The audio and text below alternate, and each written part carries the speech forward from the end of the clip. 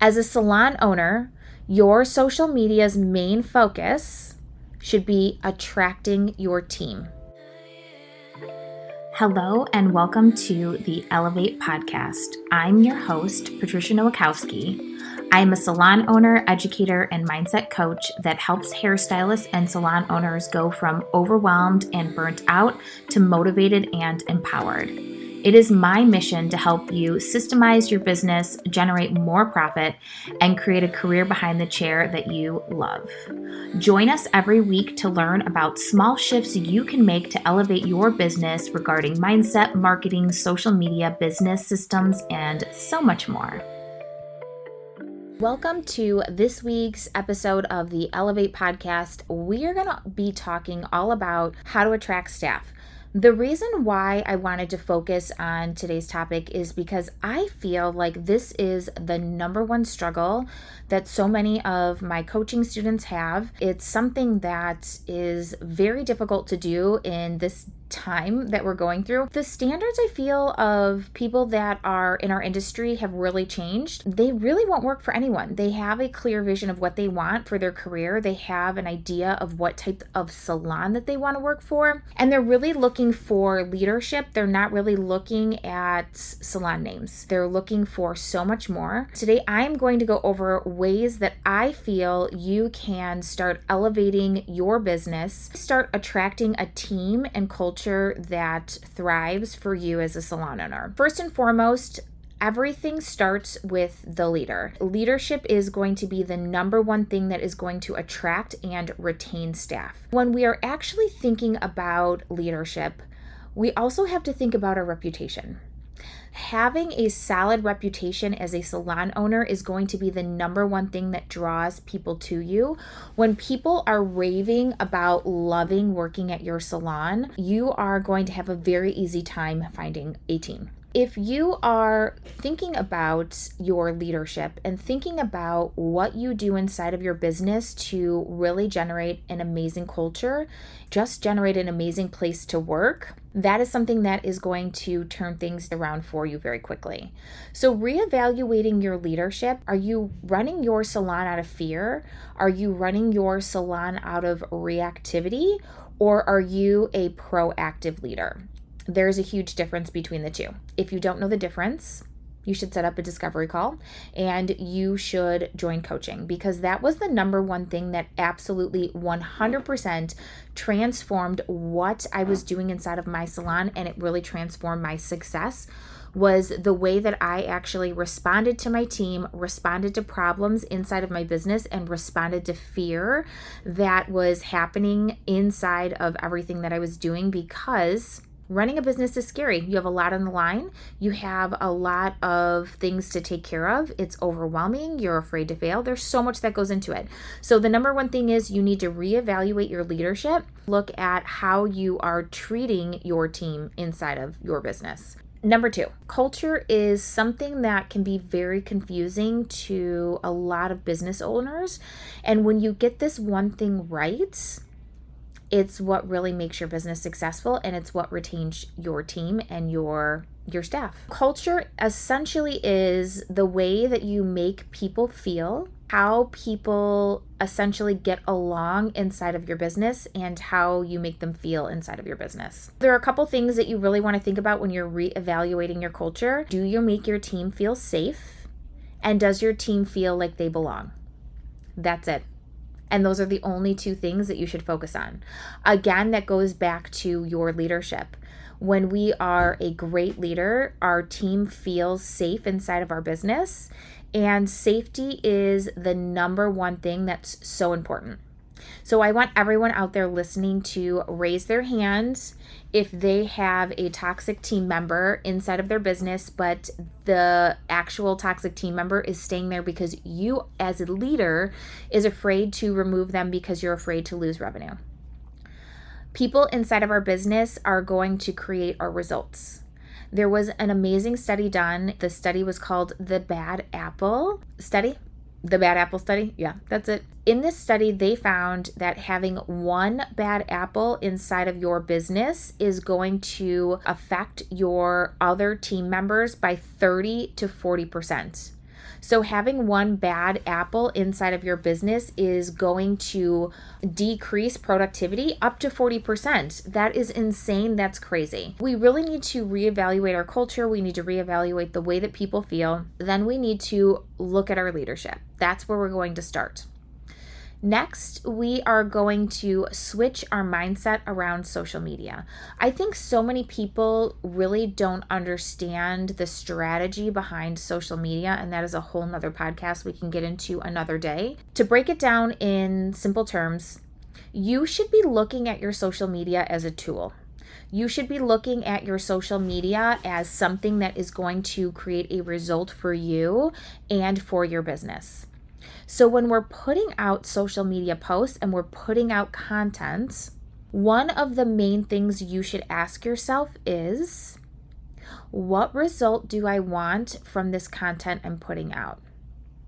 If you don't have an answer, you're probably posting without strategy. So what result do I want my social media to have for my business? And when we actually think about the results that we want, it helps us create content that is going to curate the results that we desire.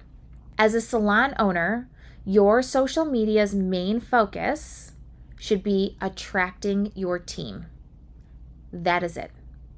Yes, most people are utilizing their social media to attract clients. We need to do both, absolutely 100%. But your team members should be focusing on attracting their target market and the clients that they want. So it is like a trickle-down effect.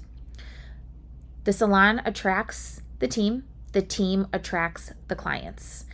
And when we think about it that way, is your social media attracting clients only? Is it attracting your team or a future team and clients? Or is it just kind of a mishmash of posts because you feel like that's what you do because you own a salon or a business in general? So you need to ask yourself, how can I attract new stylists with my social media? And I'm actually going to give you some pointers here. So one, I want to preface that the only reason a stylist is going to leave their current salon is because they are currently experiencing a pain point. That is the only reason why they're going to leave their salon. They're not going to randomly leave a place that they're happy at in chance or with the result of possibly losing clients. I also want to say that the people that are experiencing pain when it comes to being in their current place of employment, their pain point has to be greater to leave, otherwise they're going to stay. So the pain that they're feeling has to feel way more intense and much worse than the fear that they are experiencing when they are going to leave or thinking about leaving the salon. Because if it's too scary to leave the salon because they are in fear of losing revenue or not being able to pay their bills, that fear is hard to break through. We need to think about, what problems does your salon solve that maybe other stylists are experiencing in the industry that they want to come and work at your salon. Some problems that my salon solves is freedom of schedule just in general. When we talk about scheduling freedom, that means that my team has the ability to take time off whenever they want, no request forms, no asking permission. They literally have control of their schedule and they can take as many days off as they need. They can take a vacation anytime that they want, and there's no blackout time. That means if they want to take off all the time during the holidays, they can, because that's important. So not having the ability to control your schedule, huge pain point. My team also has the ability to set their own prices. That means that they are capable to raise their rates whenever they see fit for their business. They don't have to jump through hoops. They don't have to hit benchmarks. When they're ready to make more money, they can make more money. We don't hold them back in that way. That is a huge pain point for so many stylists because a lot of stylists want to make more money, but they don't have the ability to raise their prices without reaching some ridiculous goal, or because maybe the salon owner doesn't want their prices to be higher than them. We don't do that inside of my salon. The ability to take mental health days, the ability to control your schedule and your timing, the ability to say no to clients you don't want to take, the ability to say no to services you don't want to provide. These are all things that we do inside of my business because these are big pain points for stylists everywhere. Look and see and write down what's special about your salon, what does your salon offer that other salons do not offer, and what pain points does your salon solve. And these are all things you are going to curate content around. Reels, carousel posts, stories, anything that is going to reach people in your area. You want to make sure that you are tagging your location, and by that I don't mean your salon. You want to tag your city so that your posts show up in the areas that people are searching for salons. My salon is located in Palos Heights. We make sure to tag Palos Heights because when people are searching our area or salons in our area, we are utilizing hashtags and location, so that'll pop up. So if somebody doesn't know that we exist, we're going to pop up in their feed. You also really want to focus on the things that are your offer. So your offer is what people get when they come and work for you. So what do people get when they come and work for you? Do you have a high commission rate? Do you have a 401k or retirement? Do you have paid time off? What are the perks, and why would somebody want to work for you? Do you have an amazing training program? Do you have an unlimited amount of growth? So for us, we have a mentor program inside of our salon. It is just another opportunity for our stylists to work towards and to actually grow themselves. It's another way to generate revenue for themselves inside of my business. That is something that we also offer. Something else I offer inside of my business as a perk is every single one of my team members can create their own Salon Interactive account, which means that they can receive commission on their product sales. And that is done through a second party. We use a website called Salon Interactive. This allows them to create their own online store, and Salon Interactive handles all of the heavy lifting. So they literally get a link. It's like an affiliate program. They can share their link with the people that are either following them on social media or the people that are sitting in their chair, and the middleman packages it, ships it off, and my team members get the commission. So it is a lower rate of commission. It's 25%, but there's no overhead. They can literally make money in their sleep, and it's just another way for them to generate another source of revenue. So this is something that is a huge perk for us because a lot of salon owners will only give 10% commission. Salon owners will have a ridiculous retail goal for them to hit. We don't do any of that inside of my salon. And this is just one of the things that we really promote on social media that attracts our team. Another thing is to engage with people on social media. Please use social media to be social. That is the whole point, right? So you should be following, you should be researching, and you should be looking up stylists in your area. You should follow them, like and comment on their posts, interact with their stories, engage with their stories. Some of the ways that we stay on top of this inside of my salon is, one, we follow the person. We turn on post notifications. So every single time this person posts, we will get a notification so we can automatically engage with that post. We also have a separate area inside of Instagram. So Instagram will allow you to have 2 folders for your DMs. I forget what the names of them are, but one DM is for clients and our second DM folder is for stylists we are interested in and that we want to work at our salon. And this is genius because I can literally go to that second mailbox, see if they have posted a new story, and it neatly organizes all of the people that I envision working in my business. So I can easily access their pages. I'm not going to forget anyone. Once you comment on somebody's story, it's going to automatically save it to your inbox. So you just want to move it over to that second folder. And this will allow you to stay in contact with the people that have really made a really great impression with you on social media. Engagement is really important. This is something you should be doing, I would say 15 to 30 minutes a day, getting to know the stylists in your area. You can also invite them to classes. You can invite them to any events that you have coming up. It really is a way to even just make a connection and create a community inside of the area that you live. I think community is so important. There's so much competition inside of our industry, and it really just needs to stop. It's not a big deal. There's enough clients to go around.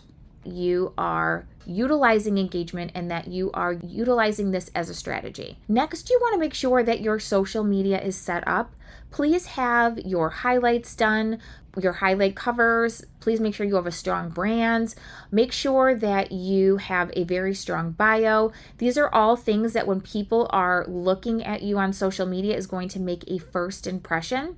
What does your social media page say about you? How does it look? Does it feature you? Does it feature your team? Does it feature your clients? Does it only have hair? That's not going to attract any staff members.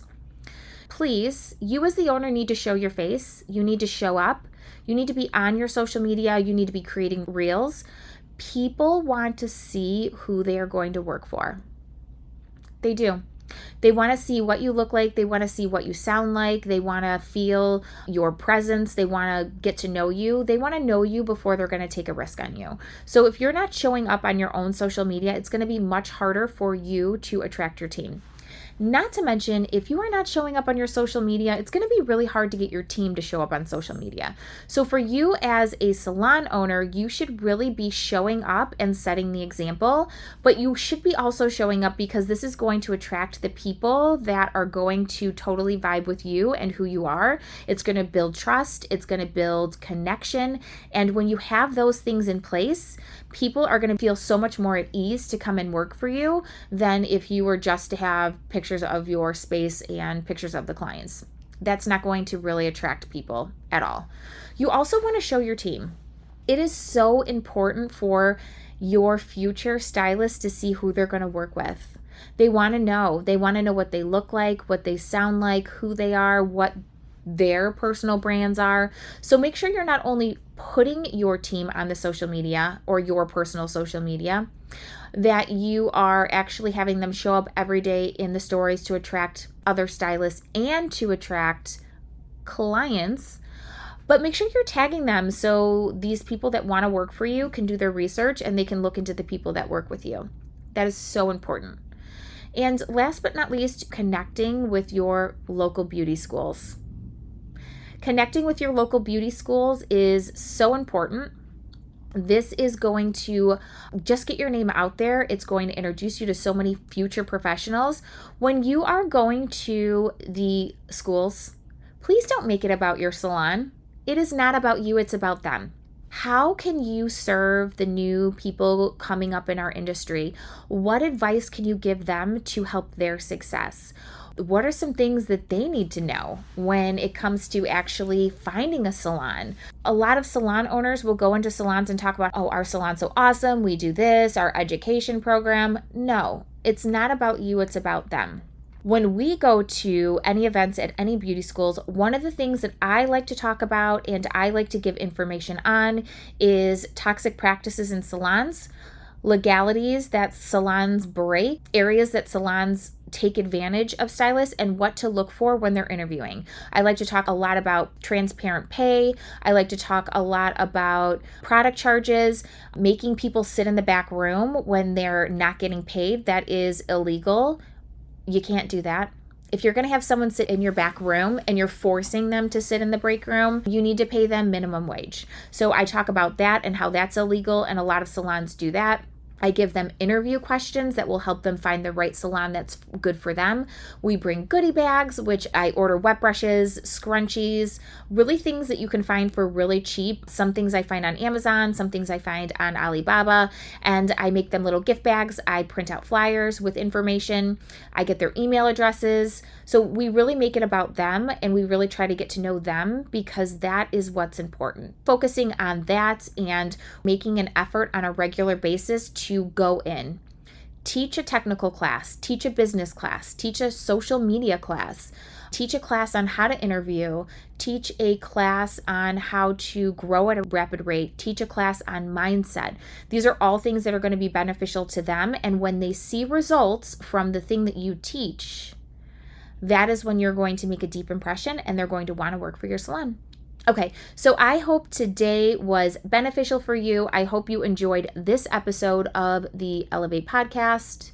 If you have any questions about attracting your team or attracting staff, be sure to send us a DM. Our DMs are always open. If you want to share this episode, take a screenshot and share what your favorite thing to attract your team is to help other salon owners really thrive and grow inside of their business. Tag us, add us to your story. Thanks for listening.